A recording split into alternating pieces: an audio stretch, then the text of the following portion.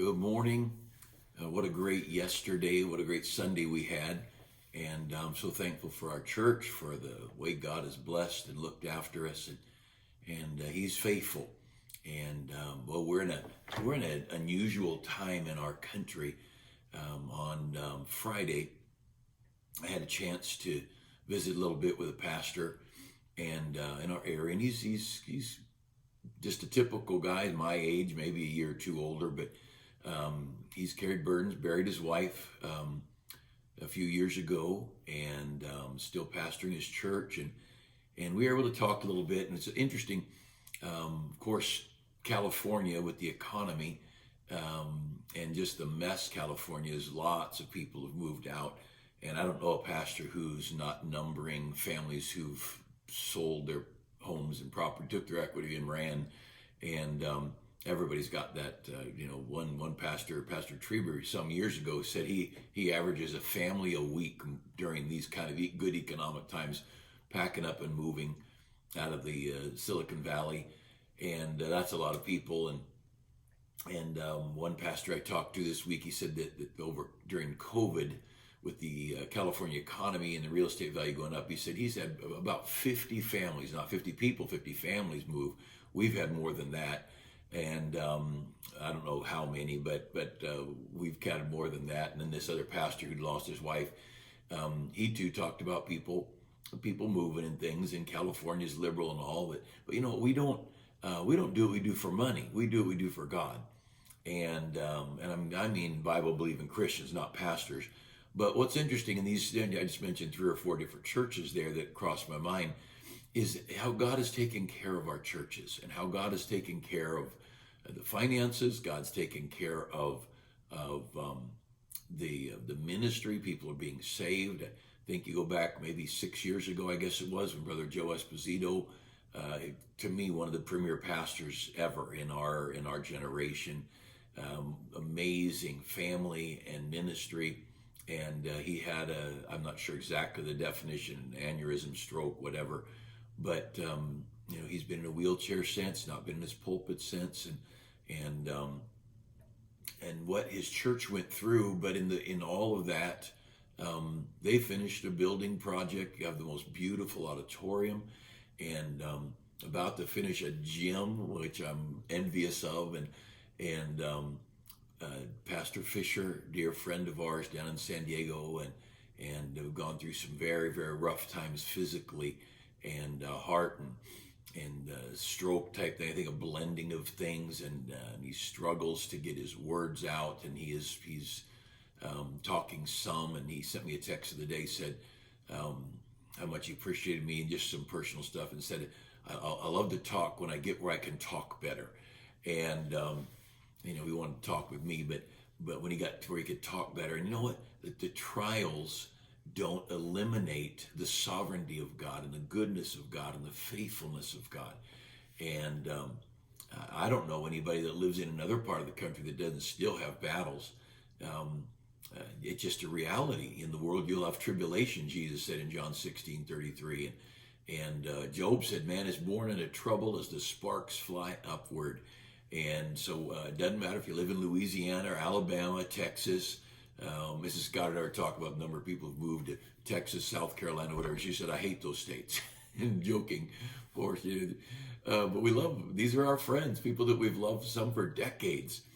And dear friends that we love very, very dearly. And packed up and gone. And we're just, but the point is, God has taken care of his churches.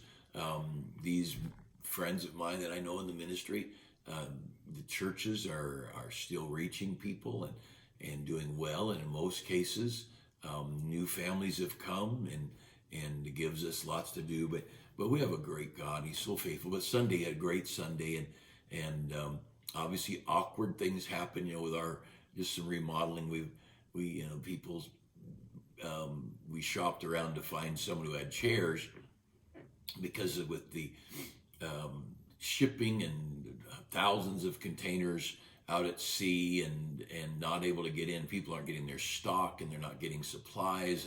But we found a company that said they had the chairs that we wanted in stock, so we bought it from them because they said they had them in a warehouse. So we built our our schedule of carpet and paint and chairs and all around that the fact that we had these chairs sitting in a warehouse. So we ordered them. They said, all right, they'll be delivered on this day. And sure enough, maybe a day or two late or whatever, but maybe even a day early. I can't remember, but it was about the right time. A truckload came to it, and there weren't, a third of the chairs didn't have backs, and none of them had the songbook racks. And then we got counting, it wasn't enough. They were short a third of the order, and poking around here and there. And it turned out the company had given them to the shipping company, had picked them up, and the shipping company shipped them and delivered them somewhere they didn't know where. And we kept hearing they'll be there, they'll be there, they'll be there, and then of course they're not there, and you just punt. But God's in charge, and I'm frustrated when people don't do their job. But our dear friends around the world, they're sitting on the ground and on blankets and on rocks, and they're having church in places with broken down folding chairs. We've done that years ago. God's still good. God's goodness isn't dependent on chairs or not chairs. But anyway, I appreciate you that go to our church. Thank you for your faithfulness, for your love, for your service, for your giving, for all the Saturday soul winning and a lot of volunteer labor, and God's awfully good. I want to mention, I talk about books some, and sometimes old books. One of my favorite old books is The Martyr's Mirror, and it was translated from Danish to English in, I'm going to say, 1600, whatever. That's an old book. It's free online. You can access it. You can't get a copy for free, but you can access it. And I think you could probably print as much as you wanted, but great stories of Bible believers throughout the century. This is a new book. A friend of ours in Florida, Greg Neal, good man, preacher's kid. He's got a good church, and just a really good church, and a Bible college there, training young people. And of course, he's in Florida. No one would want to go to Florida. It's a terrible place. It's lower cost of living, and the liberals of the world are moving there. It's going to be like California before long. But it's called Bible Principles for Daily Living. And again, new books are expensive. Old books you can get, for free, or almost for free, at used bookstores and all.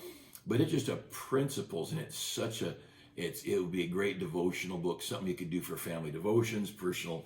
I'll just give you a couple of chapters. There's short chapters. We have found, most of us, there's 46 chapters. Most of us have found that the average American is not a reader. These are 4-page chapters, 3-page chapters. They're short chapters. But the principles of time management, principles of participation in church, principles of prayer, of praise, of a separated walk, staying on the right path, overcoming the world, dealing with the devil, avoiding temptation, dealing with temptation. These are all principles for conquering our thought lives, and basic principles. Great for young Christians, great for young adults, just teenagers who are stepping out into the world, college. But I may take some of these and use them in our adult Sunday school ministries. If I buy one of these for each of our adult teachers, I might just say, hey, look, just teach this book for 12 weeks, pick any of the chapters you want. And it's great stuff. But I love it because Brother Neal, the pastor there, he has been faithful all these years. And we've got some of our own down there. That's where, well, I won't start naming names, but some of our people are there, some on his staff, and great people that part of Wildomar, who's reaching out to help these poor heathen around the world. But anyway, what a great thing, and I just recommend that. And again, it's a new book. We'll probably have them in our bookstore, but I'm sure you can get them. I know you can get them from Brother Neal down in Florida. But anyway, I want to mention a couple of verses today, and again, I want to encourage you. The government is a mess. What's going on in Canada is tragic. It's just tragic. And who would have thought years ago that the government would come in and freeze your bank accounts because you are not being politically correct? Who would have thought that these days that we're watching in Canada, and that it's not far, Canada and Washington, D.C. they're not very far apart. We do have a constitution that's vastly superior, but if our leaders don't follow it, what difference does it make? But the point of where we're going, we're in Proverbs, I'll be in Proverbs 29.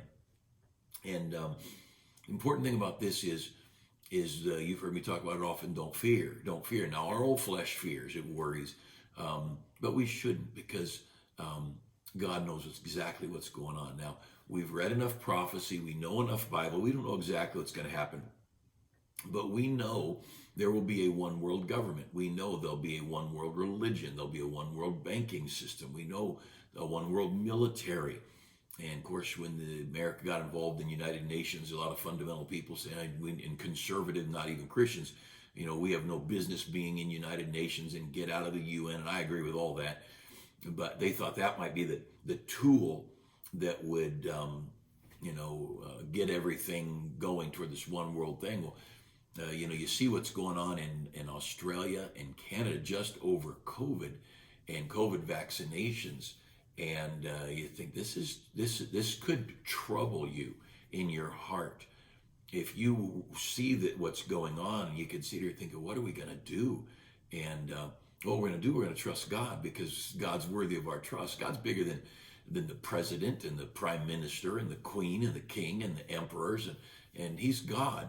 And let's don't fret over those things. We should look at him seeing, hey, his coming is near. We should be more diligent. We should pray more. We should spend more time praying for our churches across the nation, for our national leaders. We should pray more for our friends around the world, godly Christian people under tyrannical governments. That's nothing new. It's been going on for thousands of years. Remember Daniel back in Babylon, the tyranny there. You can't pray. And he prayed anyway. And Daniel's friends, they were told, you have to bow down to this idol. No, we're not going to bow down to the idol. What made these guys heroes? They did what was right. They didn't obey the government. Let's get this clear. They're heroes because they did not bow to the government. And that's one type of hero. But they didn't worry. God took care of them. Now, there's also people like Stephen, followed God, preached his first sermon, and the wicked people in the world killed him. Well, is that really tragic? He preached a sermon in obedience to God. He goes straight to heaven. I think that's pretty good Christian life. He had an invitation, and the whole crowd responded with stones. But to trust God. Proverbs 29. Proverbs 29. Down at verse 25. The fear of man bringeth a snare, but whoso putteth his trust in the Lord shall be made safe. The fear of man bringeth a snare. We don't want to be fearful of men. And I think there are appropriate fear. Romans 13 says of earthly authorities, police, and people like that, he beareth not the sword in vain. And so, yes, there should be a measure of, I don't want to get in trouble with the government if I can help it. But if I can't help it, I'm going to go ahead and get in trouble with the government. So the fear of man bringeth a snare. You need to trust God. Now, there are times God says, go ahead and honor your parents, honor your government, honor your boss. There's a lot of instruction in the Bible on honoring the earthly authorities. There has to be order. There has to be rules in this world. You can't have anarchy. Everybody does whatever they want, whenever they want. So there has to be some boundaries set up. And for 200 years, America had the most amazing boundaries set up by biblically based founders who created this Constitution. And everybody, of course, didn't follow it to the letter, but it was a great foundation for our country. And that's what made America so great. And of course, the last decade, we just at a rapid pace are getting away from the Bible and the Constitution. And so we have a lot more tyranny and a lot more overstepping of boundaries.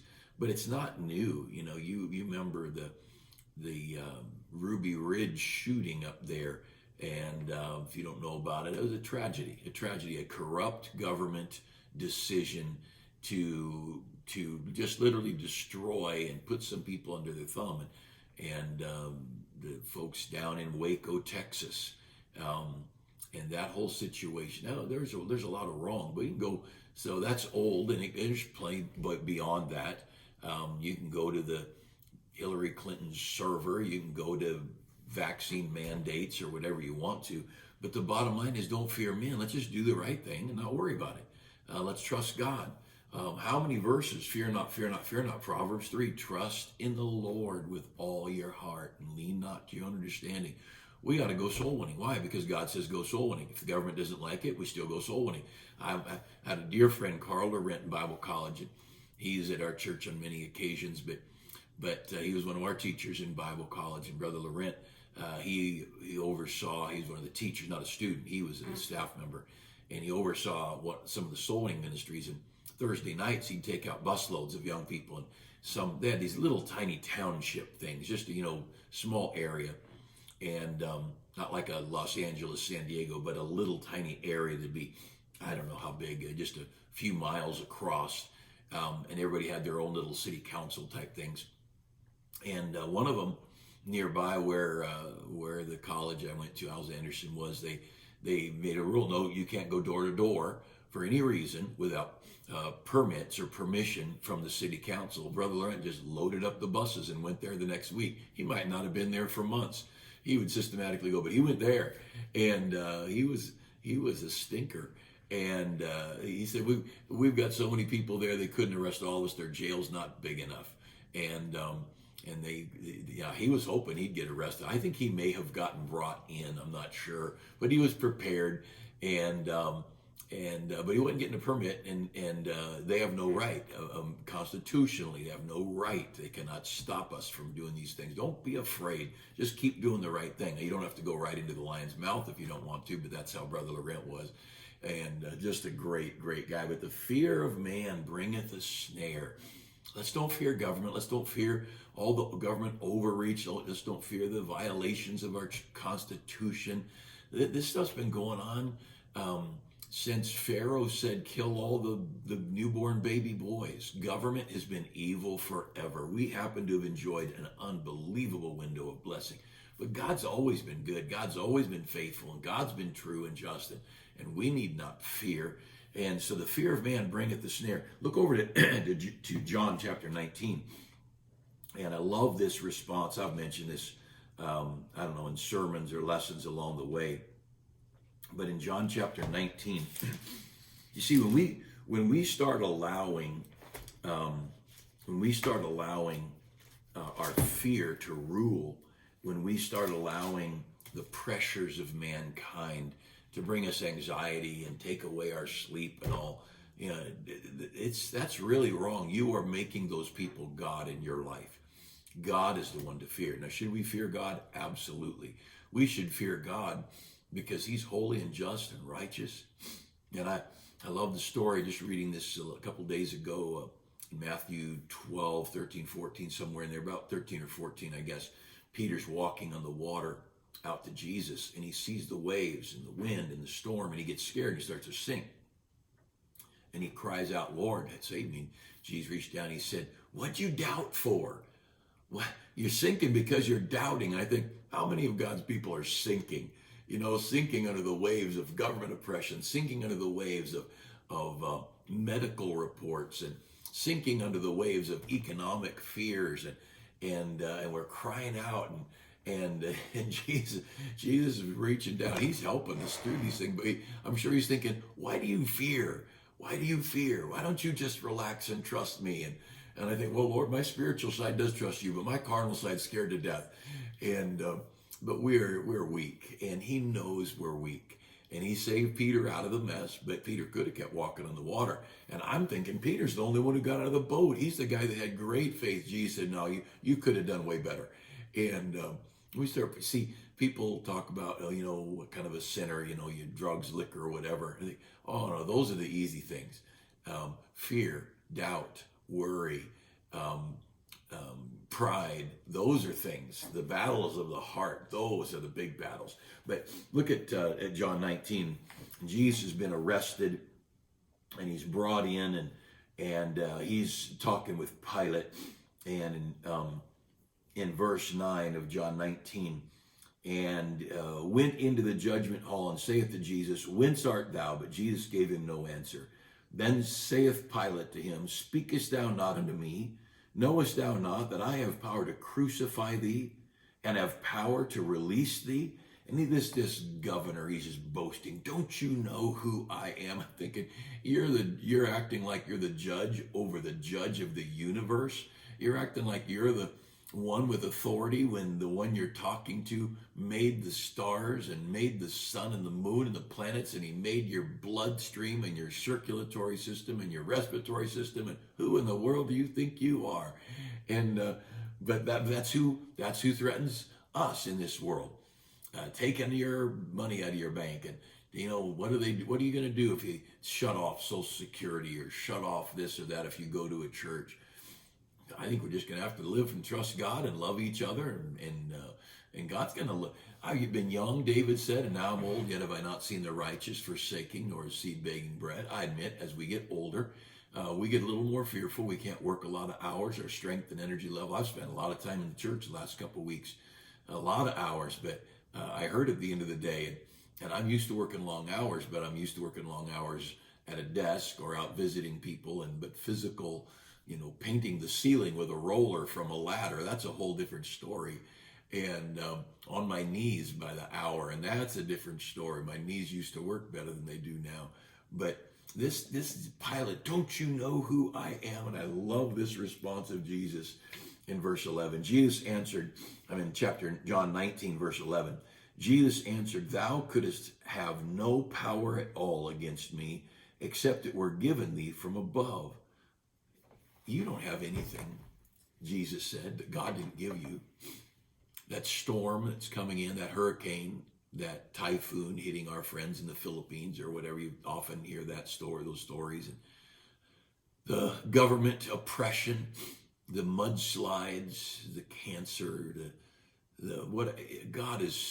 God is sovereign. He is in control. He is faithful. He is trustworthy. He is our rock, our refuge, our fortress. I was reading just this last week, Psalms 34, 5, 6, 7.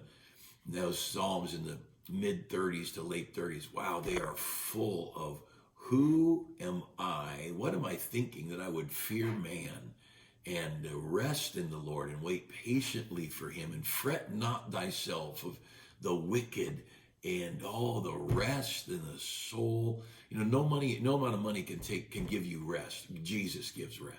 Jesus is called in Isaiah 9:6 the Prince of Peace. And let's just draw near to him. Don't fret. Let's relax. God will take care of this. Let the government run its course, and let the crooks run their course. Let the injustice run its course, and let's just step back and say, wow, what a wonderful God. What a wonderful God we serve. And we can trust him. Look forward to seeing him. Look forward to being on our face before his throne. Hey, have a great day. Let's have a great week together. And again, let me just say one quick word. Sunday morning, Sunday night, Wednesday night, and get into an adult Sunday school class, all right? Get your kids into children's Sunday school. 3 times a week, 4 times a week, church is a good thing. It's good for you. It's good for the soul. Read your Bible every day. Spend time in prayer every day. Get in church 3-4 times a week. It'll keep you strong, keep you fresh, and God bless you. Have a great day. Have a great week.